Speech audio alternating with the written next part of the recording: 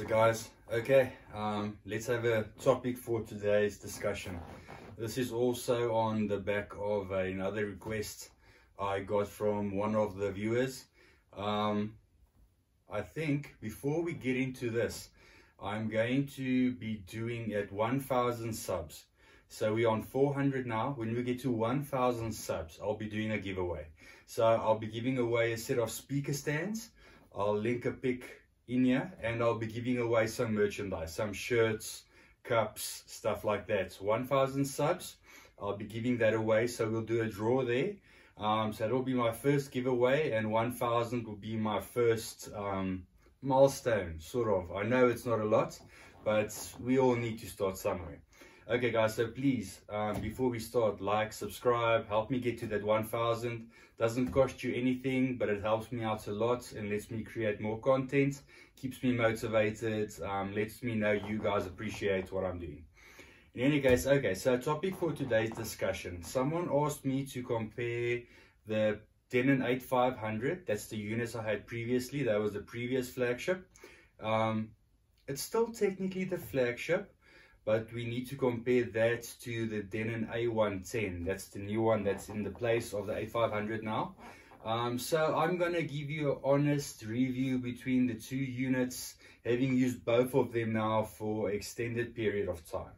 Okay, firstly, let's start off by saying, if you did not tell me that it is the A110 in there compared to the A500, technically I would not have known.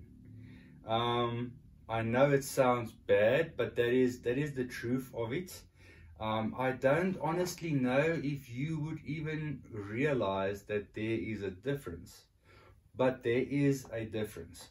So firstly, for those of you that do like the finer things of life and in life and do like limited editions, me myself including, a lot of you are there, I know. It's especially us car guys. I'm a car guy at heart. I love my cars.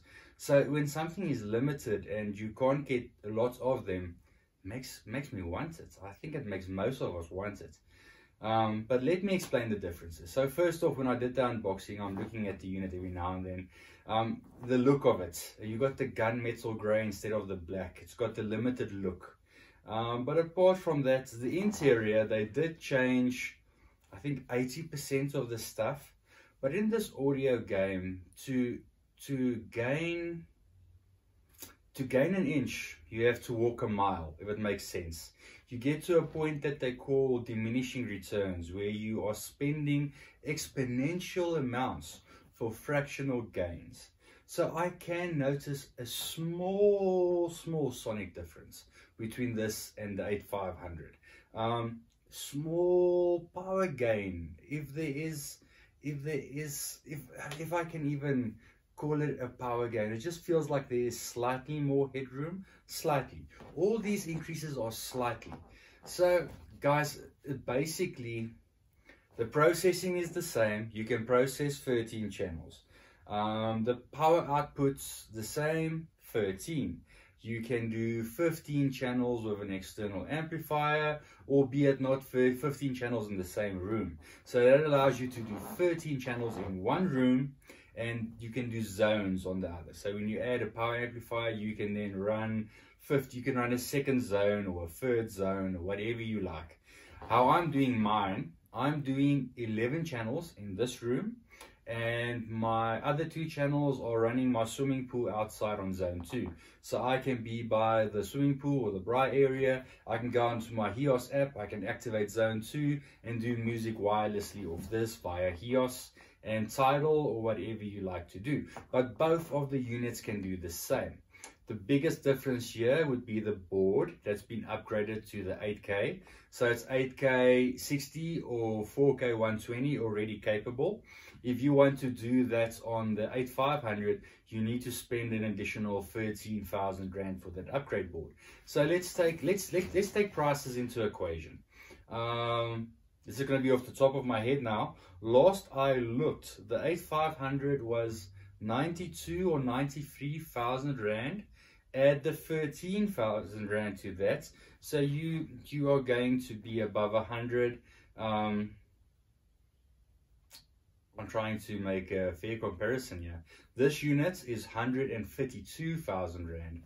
So technically there's a gap, but it's not huge when you get into those sort of figures.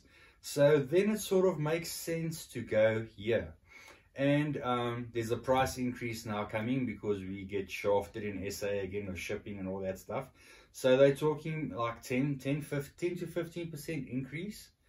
So let's say it's a 10% increase. On units like this, you're looking like an extra 10K. But bear in mind, both of them are going to go up. So this will then be 140 odd thousand Rand, and it will be over 100,000 Rand then for the 8500. So it basically comes down to what can you afford? Can you afford 100? Can you afford 140?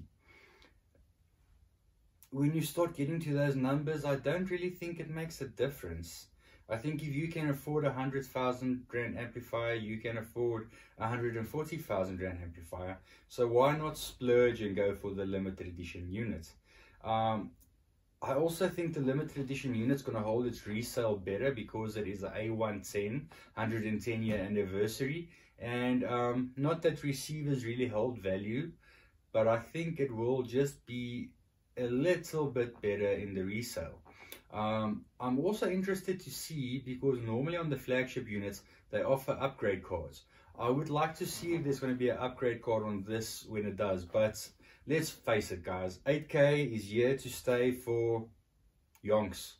We aren't even on the 8K yet. I mean, this was rolled out prematurely. We can't even utilize these units to their full potential, and I think only next year, and with COVID being the way it is, I don't even know if it's going to be next year.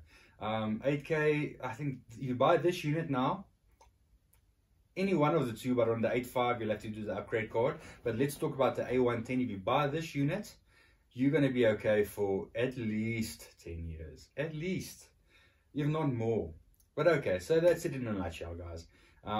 If you were thinking between the 8500 and the A110, I would go A110 just to have a bit of rarity, limited edition, bit more bells and whistles, to have not just a flagship unit, but a prestigious anniversary unit where Denon went to the engineer, said, listen, take the 8500 and do whatever you've ever wanted to do to it. No cost in mind. Go balls to the wall, go maximum, do whatever you want. And we all want that. I mean, in my line of business, I love it when a client comes to me and says, listen, do what you would like. Man, then I go bonkers because I do this every day. Do what I would like. Let's hope your pocket is deep enough. But yeah, that's basically what it comes down to. That's what they said to the engineers. The engineers did it. A110 is the end result. And in my eyes, this is the ultimate receiver. And I work with big receivers. Marantz 8015 doesn't come close to this. NAD 778 does not touch this. The 8500, which has been the flagship unit for a long time, is the only thing that comes close. I don't think there is a better receiver, albeit also the most expensive receiver. But yeah, so guys, use it, don't use it, take it with a grain of salt. That's it in a nutshell. That is my conclusion if you should buy the Denon A110. Guys, please like, subscribe. Till next time, cheers.